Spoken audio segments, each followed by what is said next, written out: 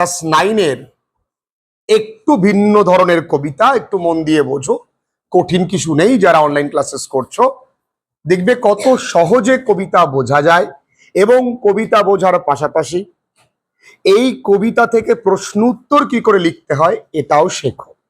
তোমাদের জন্য খুব কমই ক্লাসেস আসে, তোমরা বললে আগামীতে আসবে। The north ship written by Philip Larkin. North ship মানে উত্তরের জাহাজ। ঠিক, এই কবিতায় কবির পুরো নাম ফিলিপ আর্থার লার্কিন, জন্ম 1922 সালে, মৃত্যু 1985 সালে। Was a renowned English poet and novelist, ছিলেন একজন বিখ্যাত ইংরেজি কবি এবং উপন্যাসিক। His first book of poetry, তার প্রথম কাব্যগ্রন্থ ছিল দ্য নর্থ শিপ। এইটুকুনি জানলে যথেষ্ট, আর জানার প্রয়োজন নেই।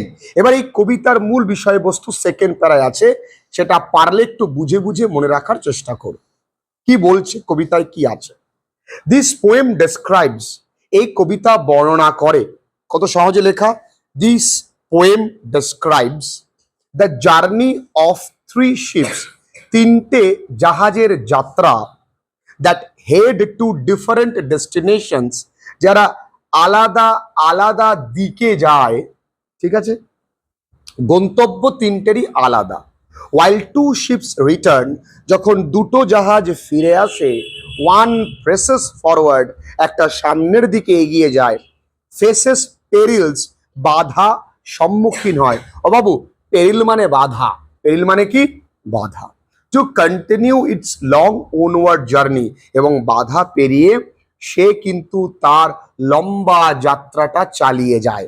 Almost like a symbol of aspiration, এটা রূপক। কিসের রূপক? একটা অ্যাসপিরেশন মানে আকাঙ্ক্ষা, ইচ্ছা, দ্যাট ওভারকাম অল অবস্টাকলস। এই কবিতার মূল বক্তব্য, যদি তোমার মনে ইচ্ছে থাকে তাহলে তুমি শত বাধা অতিক্রম করে যেতে পারবে।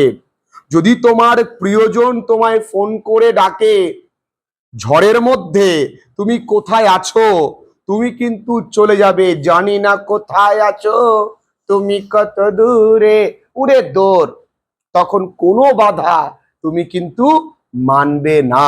তাই এই কবিতার মূল বক্তব্যই সেটা। তাই এই কবিতাটাকে আমরা একটা সিম্বলিক পোয়েম বলবো।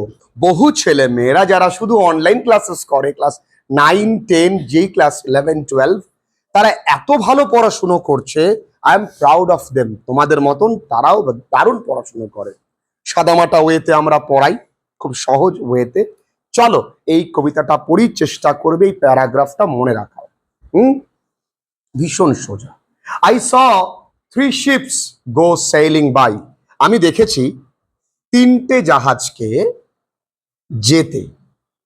ঠিক আছে, ওভার দ্য সি, কার উপরে জাহাজ যাবে? নিশ্চয়ই মাটির ওপরে যাবে না, সমুদ্রের ওপরে।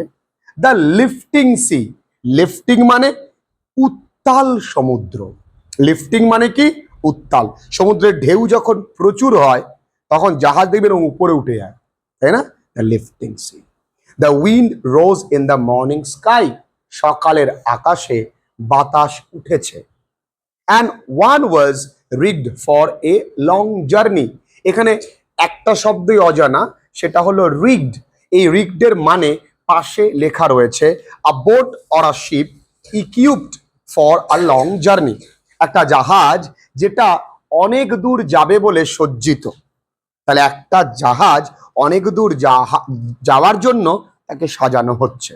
দেখবে নর্মালি যারা বেশি দূর না, ডেইলি প্যাসেঞ্জারি করে মোটর সাইকেলে, তাদের মোটর সাইকেল একরকম ভাবে সাজানো থাকে। যারা লাদাখ যায় মোটর সাইকেলে, তাদের মোটর সাইকেল দেখবে অনেক কিছু থাকে, ওদের টেন্ট থাকে, খাবার রান্না করার জিনিসপত্র সব ওই মোটর সাইকেলের মধ্যে বিভিন্ন জায়গায় বাক্স টাক্স করে রাখা হয়, তাই না? তাই একটা জাহাজ সে অনেক দূরে যাবে বলে সজ্জিত। The first ship turn toward the West, প্রথম জাহাজটা কোন দিকে গেছে? পূর্ব দিকে। ওভার দ্য সি, সমুদ্রের ওপরে। দ্য রানিং সি, চলন্ত সমুদ্রের ওপরে। And by the wind was all possessed, এখান থেকে আমরা পড়ছিলাম and by the wind was all possessed মানে বাতাস ওই জাহাজটাকে সম্পূর্ণ নিজের করে নিয়েছে, তার মানে বাতাসের মত অনুযায়ী তো যেতে হবে, তার মানে বাতাস ভালোই আছে। তাহলে বাতাস ভালো থাকলে জাহাজ আগে ভালো চলতো। And carried to a rich country, আর যেহেতু ভালো বাতাস রয়েছে তাই ওই জাহাজটা কোথায় গেল? একটা ধনী দেশে গেল। তাহলে তিন বন্ধু, তাদের মধ্যে এক বন্ধু জীবন যুদ্ধে নেমেছে, সেই বন্ধু জীবনে বড়লোক হয়ে গেল। ঠিক। The second turn toward the east, এবং দ্বিতীয়টা কোন দিক যাবে? পূর্ব দিকে। ওভার দ্য সি, সমুদ্রের ওপরে। দ্য কোয়েকনিং সি, মানে উত্তাল সমুদ্র। দেখো, প্রথম জাহাজটার ক্ষেত্রে বাতাসটা অনুকূলে ছিল, আর দ্বিতীয় জাহাজটার ক্ষেত্রে বাতাসটা প্রতিকূলে আছে। তুমি দেখলে সমুদ্রে উঠলে আর সমুদ্রে ঝড় আসলো, তাহলে বাতাস তোমার প্রতিকূলে না অনুকূলে? প্রতিকূলে না? এই জন্য বলছে কোয়েকিং সি, মানে এখানে উত্তাল সমুদ্র। And the wind hunted it like a beast, বাতাস তাকে এত তাড়া করছে, মানে এত জোরে প্রবাহিত হচ্ছে যেন কোনো বন্য প্রাণী যদি আমাদেরকে তাড়া করে, ঠিক যেমন আমরা জোরে দৌড়বো ঠিক তেমন, মানে প্রবল বেগে। একটা তো নির্দিষ্ট গতি থাকে, সেই গতি নেই, ঝড়ের গতি। বুঝতে পেরেছো? টু অ্যাঙ্কর ইন ক্যাপটিভিটি, তাই বাধ্য হলো ওই জাহাজটিকে নোঙর করতে। অ্যাঙ্কর মানে কি? নোঙর করা। এই ক্যাপটিভিটি মানে ইমপ্রিজনমেন্ট, বন্দি করে রাখা, অর্থাৎ তাকে জাহাজটিকে থামাতে বাধ্য হলো। তাহলে একটা জাহাজ চলে গেল, যার কপাল ভালো, যার সময় ভালো, যার পারিপার্শ্বিক বন্ধুরা ভালো, সে বড়লোক শহরে গেছে। একটা জাহাজ নেমেই বিপদের সম্মুখীন হয়েছে, ও কি করলো? নোঙর করে রাখলো। এই কবিতা কিন্তু একটা সিম্বলিক পোয়েম। কি পোয়েম বন্ধুরা? অর্থাৎ রূপক কবিতা। অর্থাৎ এই কবিতার ভেতরের মিনিংটা, ইনার মিনিংটা অনেকটাই আলাদা। The third ship drove toward the north, তৃতীয় জাহাজটা সে কোন দিকে চালিয়ে যাচ্ছে? উত্তর দিকে। ওভার দ্য সি, সমুদ্রের ওপরে। দ্য ডার্কনিং সি, কি? অন্ধকারময় সমুদ্র। আচ্ছা, তিন বন্ধু, এক বন্ধু খুব তাড়াতাড়ি পড়াশুনো করে চাকরি পেয়ে গেল, তাহলে প্রথম জাহাজটা। দ্বিতীয় বন্ধু ভালোটা শুরুই হয়েছিল, হঠাৎ মাঝে প্রবলেম হলো, পড়াশুনো থামিয়ে দিল। তৃতীয় বন্ধু, তার শুরু থেকেই প্রবলেম, তার বাবা হয়তো নেই, তার মা হয়তো লোকের বাড়ি কাজ করে, তার মানে কি? ওর প্রথম থেকেই প্রবলেম। ওভার দ্য সি, প্রথম থেকেই জীবনে কি? অন্ধকার। And no breath of wind came forth, এবং কোনো বাতাসের নিঃশ্বাস প্রশ্বাস নেই, মানে কোনো বাতাস তার দিকে আসে না। তার মানে যার মাথায় তেল নেই তাকে কিন্তু কেউ হেল্প করবে না, তাই না? এখানে প্রথম জাহাজটাকে হেল্প করেছিল বাতাস, দ্বিতীয়টাকে এত হেল্প করেছে, বাবা থাম থাম। তৃতীয়টার ক্ষেত্রে বাতাস নেই, ও যাবে কিভাবে? অ্যান্ড দ্য ডেক্স শোন ফ্রস্টলি। আচ্ছা, জাহাজের সামনের অংশ থাকে, পাটাতন বলে, যেখানে জ্যাক দেখবে টাইটানিক সিনেমায় একদম এভাবে কায়দা করে দাঁড়িয়েছিল, দেখেছো? ওই জায়গাটাকে পাটাতন বলে। ওই জায়গায় যখন তুষার পড়ে, তুষার বোঝো তো? ওই তুষার পড়লে চাঁদের আলোয় ওটা চকচক করে, অসাধারণ দেখতে লাগে, কিন্তু ভয়ঙ্কর বটে। তাহলে ওই ডেক্স মানে পাটাতন ঝলমল করছে তুষারাবৃত হয়ে। দ্য নর্দার্ন স্কাই, উত্তরের আকাশ, রোজ হাই অ্যান্ড ব্ল্যাক, অনেক অনেকটাই, উত্তরের আকাশ অনেকটাই কালো, ধুমায়িত, মেঘাচ্ছন্ন, মানে ব্ল্যাক হয়ে গেছে, কালো। তাহলে কালকের বিকেলটা কেমন ছিল? পুরো আকাশটা কালো হয়েছিল। তাহলে আকাশ কালো মানে কি? কোনো প্রবল ঝড় বা ঝঞ্ঝা আসতে চলেছে। Over the proud unfruitful sea, ওমা, প্রাউড মানে এই গর্বিত, আনফ্রুটফুল মানে অলাভজনক সমুদ্র। এমন একটা সমুদ্র, যে সমুদ্রের ওপর দিয়ে আমি যাচ্ছি, কোনো লাভ হচ্ছে না। এমন একটা জীবন বেছে নিয়েছি, যেই জীবনে আমি পথ চলছি কিন্তু সফলতা দেখতে পাচ্ছি না। ওই তিনটে জাহাজ, বাকি দুটো জাহাজের ক্ষেত্রে সমুদ্রটা কি? লাভজনক। আর এই জাহাজটার ক্ষেত্রে কি? অলাভজনক, কারণ কোনো ভালো কিছু হচ্ছে না। East and the West the ships came back. আচ্ছা, পূবের এবং পশ্চিমের জাহাজ ফিরে এসেছে, হ্যাপিলি অর আনহ্যাপিলি, কেউ সুখে কেউ অসুখে, কিন্তু ফিরে এসেছে। ওরা ঠিক আছে, যা ব্যবসা হয়েছে হয়েছে, but the third went wide and far, তৃতীয় জাহাজটা অনেক দূর গেছে, ইনটু অ্যান আনফরগিভিং সি, ক্ষমা করবে না এমন সমুদ্রের কোলে, under a fire spelling star, মানে সূর্যের দিকে, সূর্যের দিকে মানে কি, দিগন্ত পারে যত দূর যায়, কারণ and it was rigged for a long journey, কারণ এইটা অনেক দূর যাবে বলে নিজেকে তৈরি করেছিল, সাজিয়েছিল। মোদ্দা কথা একটাই, কেউ সফলতা পাবে, প্রথম জন সফলতা পেয়ে গেছে খুব তাড়াতাড়ি, প্রথম বন্ধু। দ্বিতীয় বন্ধু সফলতা পায়নি বলে ফিরে এসেছে, একজন সফলতা পেয়ে ফিরে এসেছে। তৃতীয় বন্ধু, সে জানে যে আমার সফলতা যতদিন না পাবে ততদিন আমি পরিশ্রম করে যাব, আমি অনেক দূর যাব, আমি আগুনের সঙ্গে লড়াই করব, তবুও আমি হাল ছাড়ব না। এবং এই জন্যই বলা হয়, হিন্দিতে বলে না, লম্বি রেস কি ঘড়ি না ঘোড়া, আছে না, অনেক দূরে যাবার জন্য ও রেডি। তোমরা কোন বন্ধুদের পাল্লায় পড়ো? বাবু, যার মাথার উপরে ছাদ আছে সে তাড়াতাড়ি সফলতা পাবে, যার পারিবারিক আর্থিক সচ্ছলতা নেই তার লড়াইটা একটু আলাদা, যারা একেবারে হতদরিদ্র তাদের লড়াইটা একটু আলাদা, প্রত্যেকের লড়াইটা আলাদা। সিম্বলিক্যালি এই তিনটে জাহাজের লড়াই দিয়ে কিন্তু বুঝিয়ে দিল।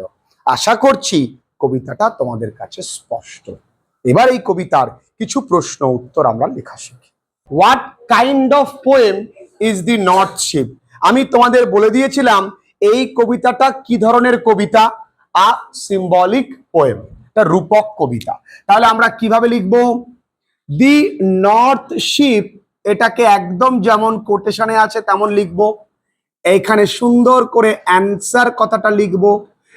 দি north ship is a symbolic, SYMBOLIC, symbolic poem. খুব কি কঠিন এইটুকুনি একা লেখা? তাহলে বাড়িতে নিশ্চয়ই এবার আর মুখস্থ করতে হবে না, the north poem, the north poem, the north poem, the north poem, easily হয়ে যাবে। এরপরে কি বলেছে? How many ships did the poet see sailing on the sea, কতগুলো জাহাজকে কবি, দেখো এই এতটুকু এসএকিউ লেখা, এসএকিউ মানে শর্ট অ্যান্সার টাইপ কোশ্চেন, এগুলোকে কি বলা হয়? SAQ, অর্থাৎ short answer type question. Class 9-এ ভালো করে শেখো, যদি আমি 6 থেকে ছেলে মেয়েদেরকে শেখাই তাদের প্রবলেম হয় না, এইটুকুনি লিখতে পারলে মাধ্যমিকে 90 কেউ আটকাতে পারবে না, এইটুকুনি লিখতে পারলে।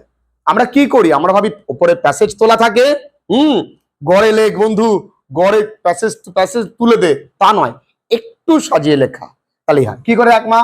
How many ships did the poet see, তাহলে এখানে সাবজেক্টটাকে, কত সহজ একটা বাক্য কিভাবে রেডি হয়, আগে সাবজেক্ট হয়, তারপরে ভার্ব হয়, তারপরে অবজেক্ট হয়, কখনো কখনো এই ভার্বের সঙ্গে কখনো কখনো হেল্পিং ভার্ব অ্যাড হয়, তাই না? Am, is, are, was, were, have, has, had, এগুলো অ্যাড হয়। আগে দেখি, তাহলে দি পোয়েট লিখলাম, এই বাক্যে কোনো হেল্পিং ভার্ব আছে কি? নেই। এই বাক্যে কে আছে? ডিড, তাই না বাবা? তাহলে ডিড আছে মানে এই ভার্বটা কি হয়ে যাবে? স। এটা আমরা আগের দিন প্রশ্ন করতে গিয়ে শিখলাম, মনে আছে? ট্রান্সফরমেশন অফ সেন্টেন্সে করতে গেলে আমরা দেখলাম দ্য পোয়েট স। কতগুলো জাহাজ দেখেছিল? 3 শিপস, তাই না? কতগুলো? 3 ships sailing on the C. তাহলে তোমার কাজ খালি এতটুকু লেখা, 3 শিপস। দেখো আমি বোর্ডে লিখছি, আমি জানি একটু পরে বোর্ডের লেখাটা মুছে দিতে হবে, তাও সুন্দর করে লেখার চেষ্টা করছি। তোমরা খাতায় লিখছো, জানো সারা জীবন থাকবে, তাও এক একটা কাকের ডিম বকের ডিম। এরপরে when did the ships set of their journey, তাহলে এই বাক্যের সাবজেক্টটাকে দ্য শিপ, এই সেটের V2 একই হয়, সেট অফ, এই সেট অফ একটা phrasal verb. Their journey, their journey কখন? In the morning. কি করে বুঝলাম মর্নিং? ওই যে মর্নিং স্কাই বলেছিল না, এই মর্নিং খুব কঠিন। ও বাবা, খুব কঠিন কি? হ্যাঁ, না তো। Very good. আচ্ছা, which direction did the first ship sail on? ধরো পরীক্ষায় ফার্স্ট শিপ না দিয়ে সেকেন্ড শিপ দিল বা থার্ড শিপ দিল, উত্তরটা তো একই রকম ভাবে সাজাতে হবে।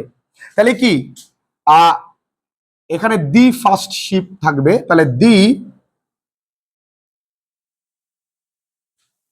ফার্স্ট শিপ, যেহেতু সেল এবং ডিড আছে তাহলে কি হবে? সেইলড অন, কোথায়? টু, কোথায় যাবে? ওয়েস্ট তো, টু ওয়েস্ট বা টু দি ওয়েস্ট। যদি সেকেন্ড শিপ হতো তাহলে কি হতো? ইস্ট। আর থার্ড শিপ হলে হতো কি? নর্থ। Very good.